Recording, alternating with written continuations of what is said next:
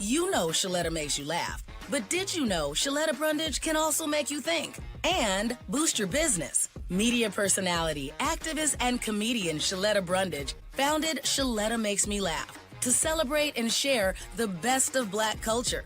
It's a podcasting platform. You can download 10 weekly podcasts hosted by African-American subject experts at ShelettaMakesMeLaugh.com or wherever you find your favorite podcasts. ShelettaMakesMeLaugh.com is also a production house, creating broadcast-quality commercial content.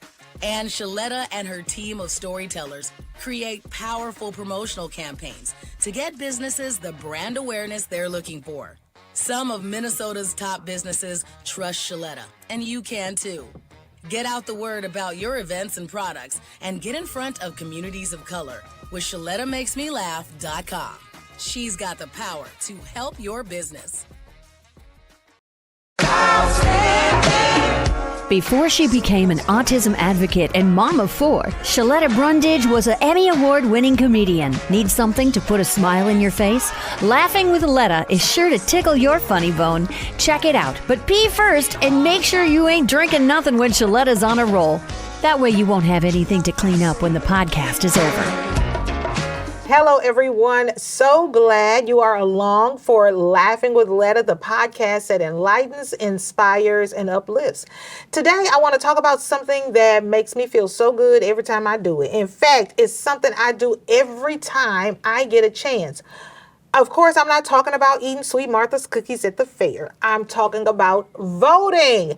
And I'm so glad today to have Minnesota Secretary of State, the top election dog, my dog, for the conversation. Steve Simon is joining us. Thank you so much for being here, sir. My pleasure. Thanks for having me. Oh my gosh. What a difference a day, a year, a month, a week makes. You have been crisscrossing the state talking about the importance of voting because it's actually early voting time. Even though Election Day is coming up in November, we need to talk about the primaries and early voting. It is happening right now. Talk to me about that. Yeah, we're in it right now. We've got a primary election coming up on August 11th. And of course, the primary election is where you winnow down the candidates to see who gets to go to the big show in November. So if there are 5 Republicans running for something or 4 Democrats running for something, there's only one left standing at the end of the primary. That's what that's all about. And right now, we're in the early voting period, so people can take part right now.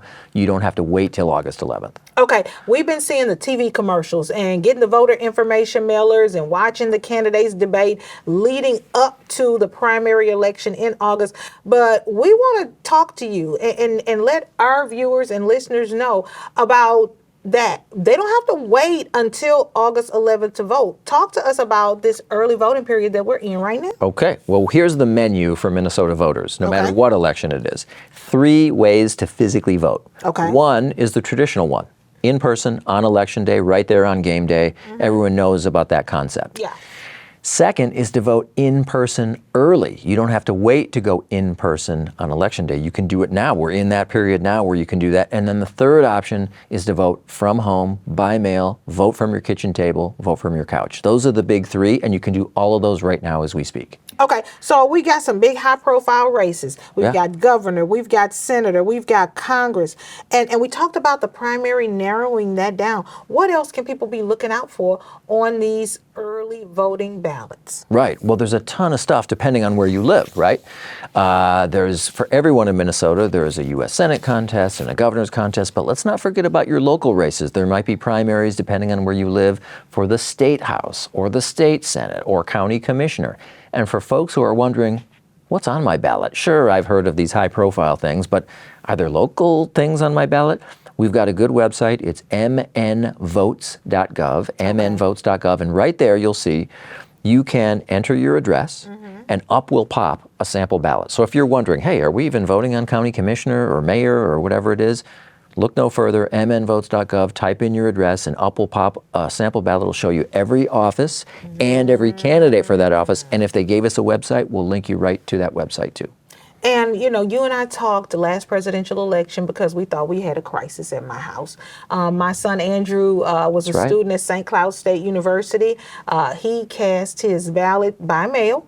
And on Election Day, that Tuesday, it came back. because his signature did not match. And we got all in a tizzy because we thought we were going to have to go get him from St. Cloud, bring him back to Cottage Grove in a snowstorm to vote. But that was not the case. Minnesota has some amazing voting opportunities, including same-day voting. But talk to us about why you encourage people to vote early. Right. There are a couple reasons to vote early. One is you're going to get all the politicians and campaigners off your back, right? That's important. And the other one is just peace of mind, right? You don't have to worry about getting there on Election Day. It's just peace of mind to know that you're banking that ballot and you don't have to worry about it. Nothing can happen on game day or Election Day that would get in your way of voting. And it's just a good way to get past all that and know a week before, 2 weeks before, 3 weeks before that you got it all done. Yeah. And we talked about those absentee ballots, like my son Andrew. I remember taking it to St. Cloud. I remember him sitting there filling it out. I remember putting it in the mail. Let's talk through how you can cast those absentee ballots through the mail, which is what people can do right now. Right. Super simple. You just go to our website, mnvotes.gov, and you order the ballot to come to you. That's it. That's the whole deal. mnvotes.gov. Now, it's a little more complicated than that in this sense. When you order it, you have to provide a couple forms of personal identifying information, a driver's license number, partial social security number. But after that, you're good to go. The ballot will come to you. Here's the thing I always emphasize to people about voting by mail. It's got to get back there by Election Day, not postmarked. Some people think there are other states that do that. We don't have a postmark rule. You got to get it back there by Election Day. You can mail it back. You can hand deliver it. You can have a trusted person hand deliver it for you. There are a lot of options, but you got to get it back. But ordering it, that's the easy part. Okay. Now, Minnesota is known for voter turnout. We're always number one or number two. In fact, last year we had the number one youth voter turnout in the country. That's right. I know you keep a sharp eye on voting and elections, even early voting. What are you starting to see with regard to turnout?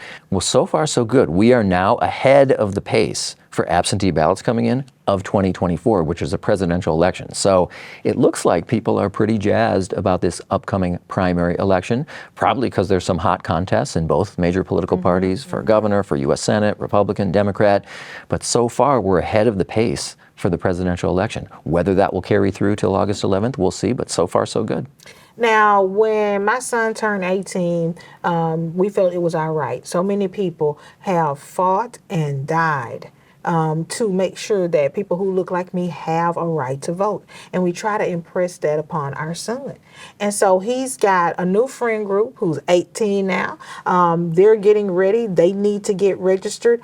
All voters have to be registered to vote. For those who are registering for the first time here in Minnesota, whether they're transplants or they're turning 18, they're listening to this podcast, because that's where young people get their information. They get it from the podcast or the TikTok. Talk to me about getting registered to vote in Minnesota. Yeah, we make it super simple and understandable. In Minnesota, to register to vote, you got to show two things. Pretty common sense. You got to show that you are who you say you are, and you live where you say you live, both. The good news is, if you go to our website, mnvotes.gov, you'll see we have a long and flexible list of things you can use to show one or both of those. The obvious one that many people use is a driver's license, but not everyone has one, or they might have one, but maybe it shows an old address. They haven't updated it yet. So we have a long list of things that you can use. It can be a utility bill. It can be a neighbor who lives in your area vouching for the fact that you live where you say you live. I won't list them all, but if you go to mnvotes.gov, it's right there for you, long and flexible list. It's just those two common sense things. You are who you say you are. You live where you say you live. There's a bunch of documents that can fill in either of those purposes. Now, we've got this newly minted adult in our home. Right? Well, not in our home. He's living in his apartment, but he still belongs to us. And so we want to make sure he understands why voting is so important, right? Yeah.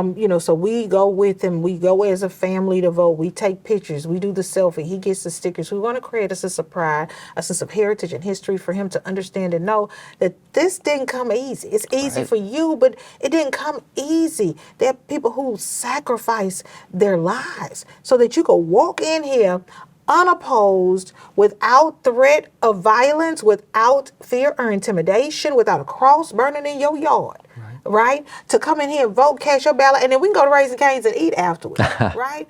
And so I know how we're doing it, but I know that you go to conferences and workshops, you're getting all these materials. How can parents and people in general get young people excited about voting? Give us some tips, because there's a disconnect. There can be a disconnect. Yeah. Here's where I'm an optimist. As you mentioned, we were #1 in youth voter turnout in the nation in the last election. So we're doing something right. Here's my impression. You are totally right. I think there are two major pitches to young people. One is what you just said. People fought and bled and died for our freedom to vote. All of us. That's number one. But number two is to say, yeah, that's important. But you know what else is important? This is in your personal self-interest to do. This is not an act of charity. This is not just you doing some good deed. It's in your interest to do. Why?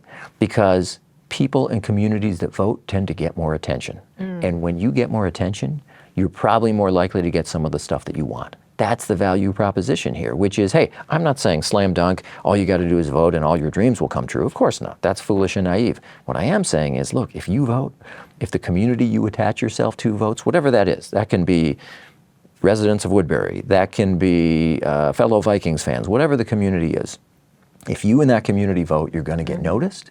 And if you get noticed, you're more likely to get the stuff you want. So it's both. It's the, yeah, people fought and bled and died, but you know what?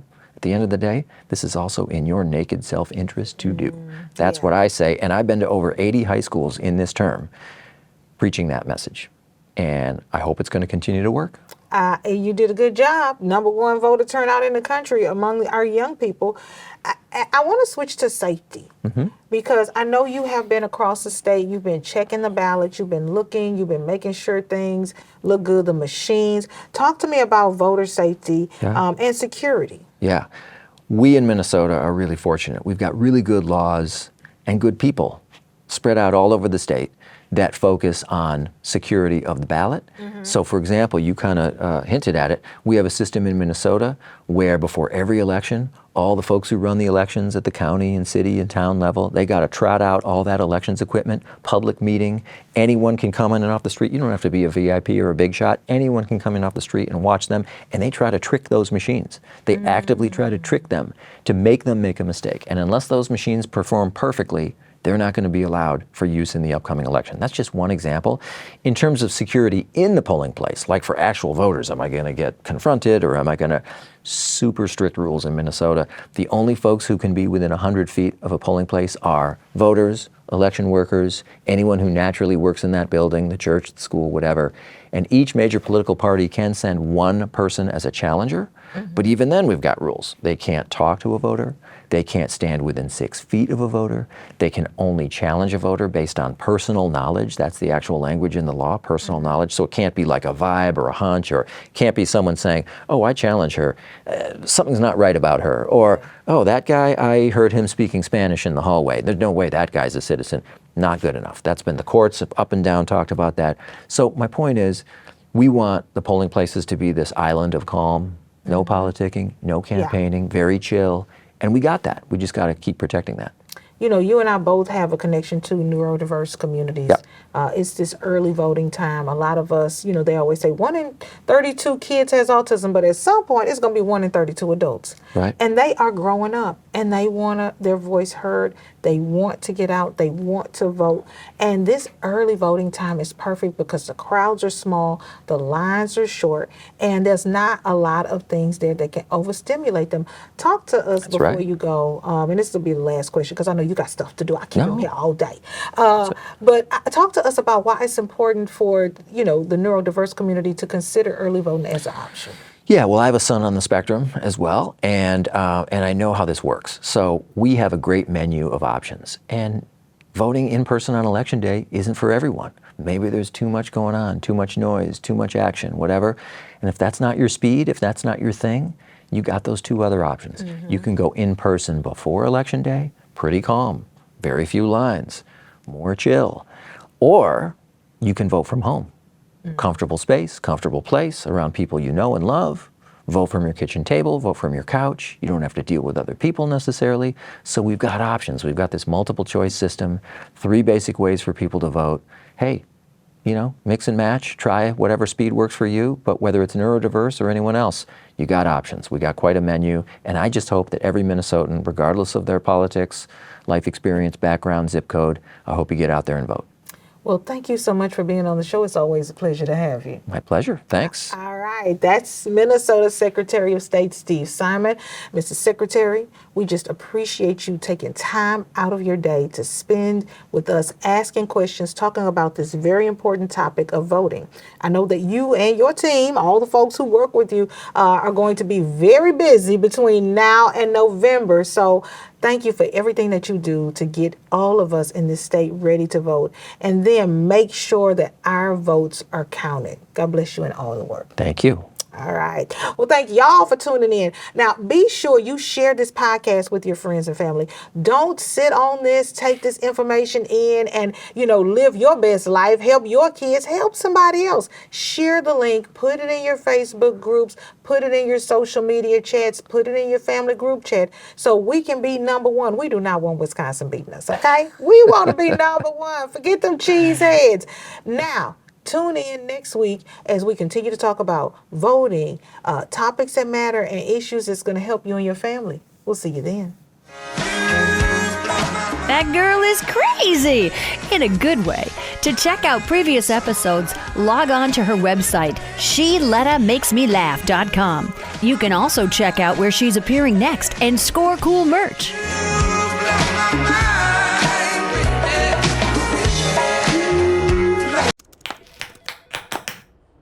Welcome to Old National Bank. I understand you're all about protection. Well, we protect you in all kinds of ways, with advanced fraud monitoring and secure digital banking to protect you today, and with dedicated personal bankers to protect your tomorrow. I'm impressed. Protection for today and tomorrow. Could I just... Oh, go for it. Old National Bank. Just another reason to get old. Where'd you get this? It came with my couch. We talk a lot about meeting people where they're at, and that's always had meaning to me, but earlier this year, that really took a new shape. I really value the fact that we have a space where people can come in and to receive these services, but not all people feel safe anymore. Coming out, going places, and just re-looking at what does it truly mean to meet people where they're at. And how do we effectively do that has been a really big part of what this year has looked like for us. Sometimes we believe those lies, that we are no good, that maybe, this is all there is. And when I got sober, I realized, no, there's something more fighting for. And I'm out here every day fighting for it, for myself, for the women in my community, whom I love. But this Waymakers is a big part of that. So I'm just grateful. I'm so grateful. And I couldn't have done it without being sober, of course, and having the good support, because nobody can do it alone.